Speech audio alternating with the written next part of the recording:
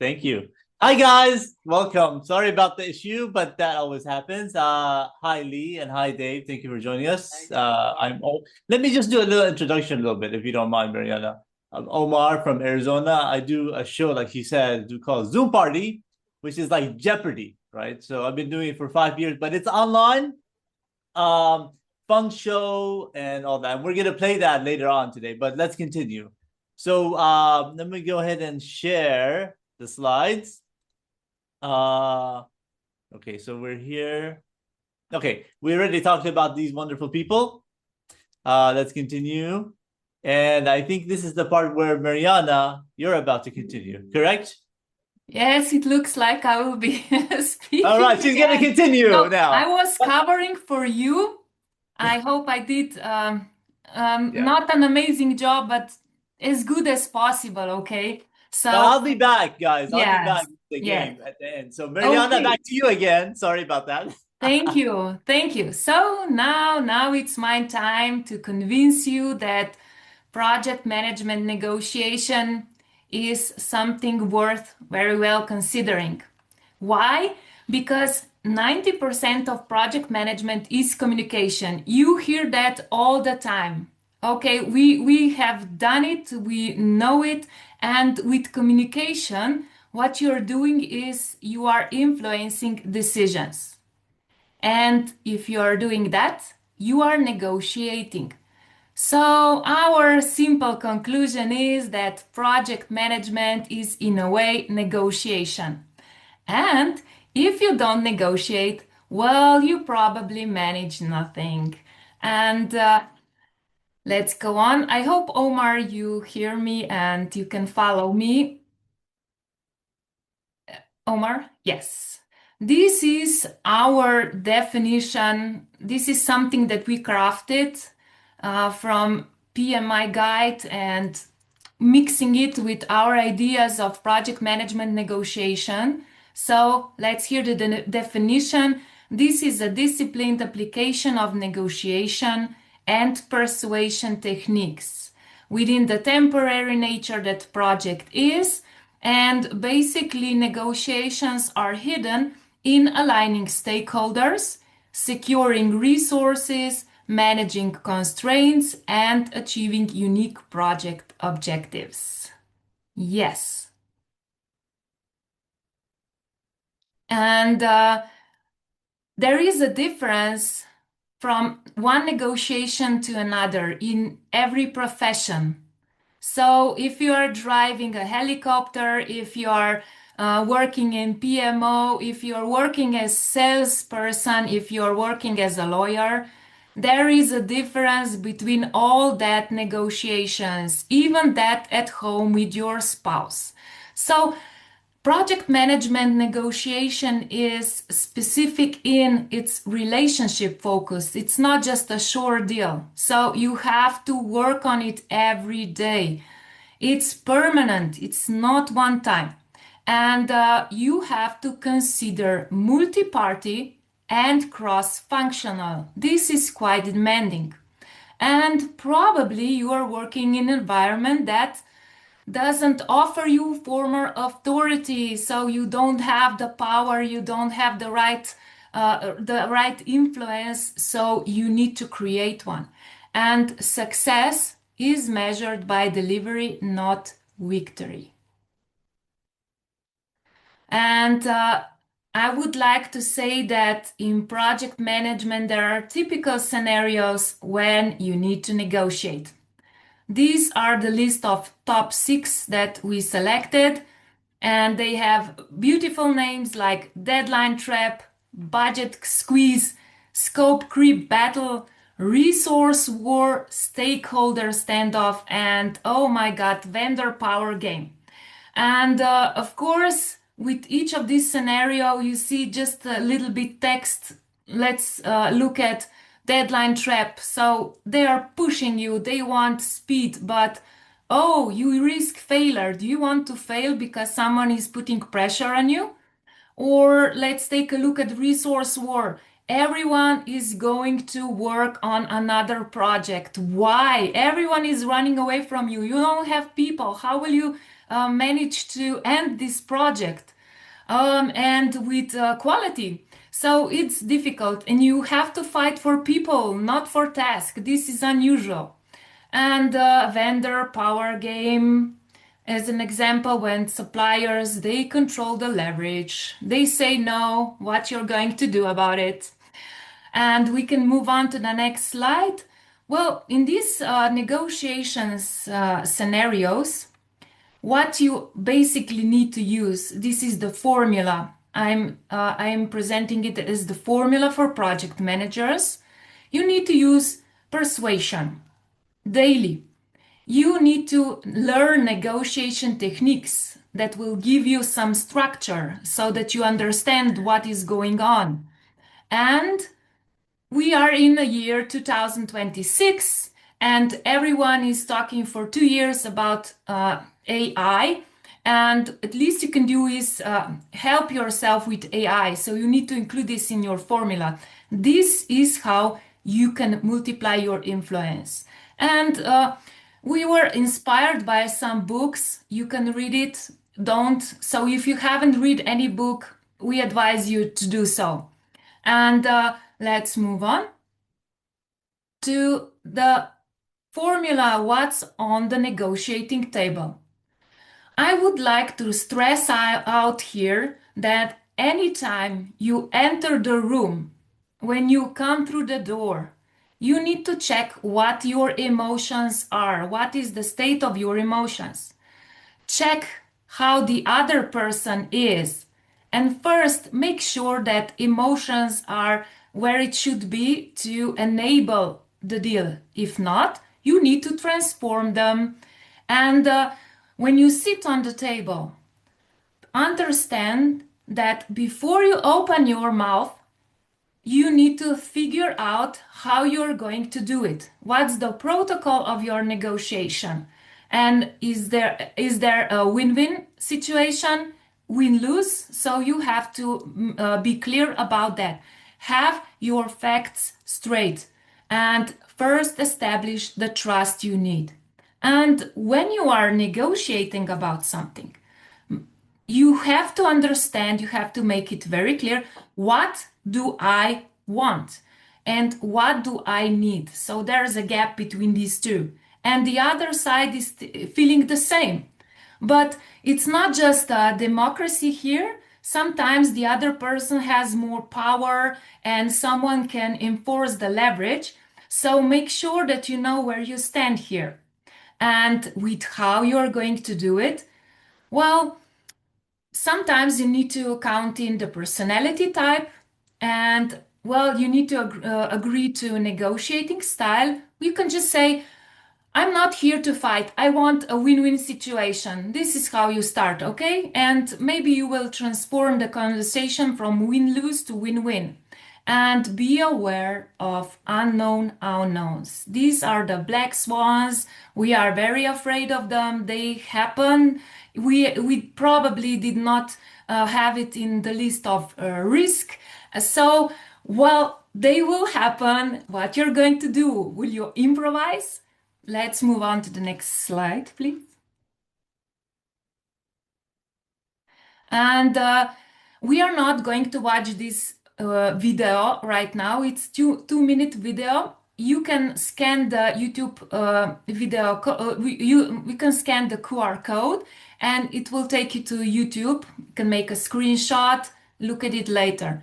But I will try to recreate this scenario. So this is our favorite show, Harvey and Mike Ross from The Suits. Many of you know this series.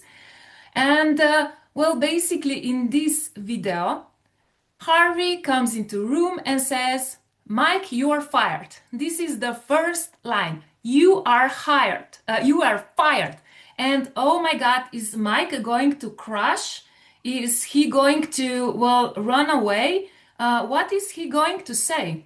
And believe me, in 2 minutes, Mike flipped Harvey from getting fired to rehire again. And it's possible. I just wanted to tell you that with negotiations, something like this, it's possible.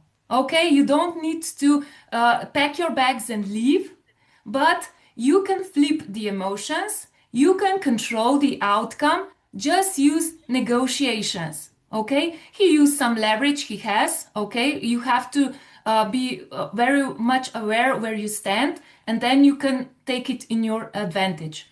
So let's move on. You need to at least know some of these tactics or techniques. If you don't, well, probably you should take more time to understand them. Some are, how to say, very old and nothing new, nothing complicated. But if you hear a role play that uses these techniques, you will understand it. You will understand the position A, the position B, and how to get to there. And well, in some kind of situations, some techniques are better than the others. And in this list, also, we have the silence. I hope you at least know this. And you should know 𝗏𝗏𝗏𝗏, and also maybe mirroring and labeling. So these are the pack of really essentials. But I really strongly recommend checking all this, because you will see people using these techniques on you. And well, will you get confused? Or you would recognize them and know how to respond? Well, I would select the other option. So let's continue. When we are talking about basics of negotiations, at least what you should master is the art of complaining. I hope you agree with me. So if you are always silent and you say, okay, boss, I will see what I can do. No. Well, you need to know how to complain. You should not take strong words. You should not have strong words. You should not use maybe, how to say, anger, some very unpleasant emotions. Well, you have to be soft with it, and you learn how to do it with, well, practicing negotiations. So in this video that we will also not be watching right now, Chris Croft is explaining that his brother finds a dead mouse in the toast, and well, the company said to him, well, we can offer you 1 year free supply of toast. And he said, oh my God, I'm not going to eat any toast from your company. But they agree to something else, and they were both happy. But if he wouldn't say anything, and if he would just argue or act in a walk away style, that probably would not happen. Okay, let's move on. As I mentioned, labeling, well, emotions are often on our, they stand on our way to good negotiations. So first of all, if there is someone very offended or have any problem and they come very pissed on you, well, first thing you need to do is, well, label it so that you can decrease frustration. This is the tactic very well used to decrease frustration. This is something Chris Voss is teaching us. And well, it's very easy. It looks like you are angry at something. Can you explain this? So the idea is to soften the harsh words and to get more information about what is wrong and enter the negotiation the right way. Next, Omar, please. We are going to look at just two techniques, and this is time box pressure. So with time box pressure, or take it or leave it right now, or well, you are dead, something like that. It sounds like 60 minutes or she dies, That's something that you can hear a lot from Chris Voss too. It's time box pressure. I just wanted to say that if you understand negotiations and you understand that there is a safety net always there for you, well, sometimes you need to use it. Maybe say, okay, now it's not a good time to accept any deals. Postpone it, cancel it. When you are not in a state, when you cannot handle the negotiations, well, don't make bad deals. That's rule number one. Don't make bad deals. There is always time because there are many situations that nobody will die if we postpone it. Okay. Omar. And we need to mention Dr. 𝗏𝗏𝗏𝗏 because we like the way he negotiates. He negotiates in win-win style, and this is the practice we believe is the best appropriate for project management. And when you are negotiating, you are probably dealing with concessions, a lot of concessions. You are trading all the time. So managing these concessions, you have to do it effectively. And in this video, I recommend you to look at it.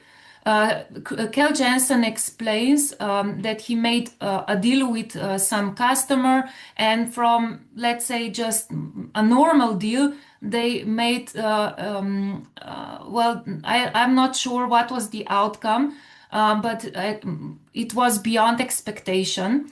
So, well, it's worth to look at this logic behind his teachings. And I think Lee Lambert has wrote something in the chat regarding 𝗏𝗏𝗏𝗏𝗏. So maybe if you want, Lee, you can just tell it right now. Oh yeah, I would. Okay, good. So I'm allowed to type her anyway. There's two books that I've been using since I was quite young. Both by a guy named William Ury, U-R-Y. And one is entitled Getting to Yes. I'll hold it up for those of you who can see. Getting to Yes. This was originally published in '83, revised the second edition in '91. Excellent book. I just was mentioning in the type, I know for experience, just because you're old doesn't mean you're not valuable. So this book is the one that I've used. There's a ton of books, obviously. And the second one that he wrote, which is fitting, is called Getting Past No. So now they've given you basically establishing the framework in which you're going to try to get it done. And then if they say no, then you got an option that you can look at. This was done in 1993, I believe. But those are two books. Again, I used my age as a reason. I've been using these since probably, I'd say 75, 76. There was drafts of this, or white papers that these guys did, and they finally published their books in the early '80s, and then revised them since. So I highly recommend taking a look at those. They're all paperbacks, so they're probably pretty cheap. And I know they're available. I did check that on Amazon. They're still there. So I would suggest that you take a look at those. Probably an easy read, probably an hour, maybe 2 hours. Lee, as you see, I have already taken your advice. Oh, This is the copy I get from Amazon, so I did read it. And this motivated me to read some other books too. So thank you very much for your advice. And I want to mention this tactic too. It's the boogie. And sometimes we forget that we are asking for things that we need. But what about if we ask for something that we don't need? But they will say, oh, we cannot give you that, but we can give you something else. So what a great idea, okay? You want something to trade to make a concession leverage. So if you go to a job meeting, job interview, well, ask for company car, ask for crazy stuff, and they will say, no, why would we give you that? Okay, we can give you something else. Okay, but if you don't ask for none of this, maybe you will not receive anything. So Omar, next slide. I think we are coming to the end of this presentation, and the conclusion is negotiation is not about winning arguments. It's about earning your seat at the adult table. Now we have at least 2 adults here, and Lee and Dave, since you were keynote speakers, please say that this is so true. Yes, so true, so true. Absolutely. Every one of the points that you hit on was brilliant, and I can picture myself in a car showroom buying a car, at a hotel buying a timeshare, and all these techniques the salesmen really know well. And one of the things I remember is never give anything away. So if they give in to you, you got to ask for something, or vice versa. You don't give away a concession without getting something back, because if you don't, then what you gave away was worthless. You got to have something for it. So I follow a couple other authors, and I thought this was really good presentation. Okay, and with that, I have finished my presentation. I hope you enjoyed project management negotiation pitch, and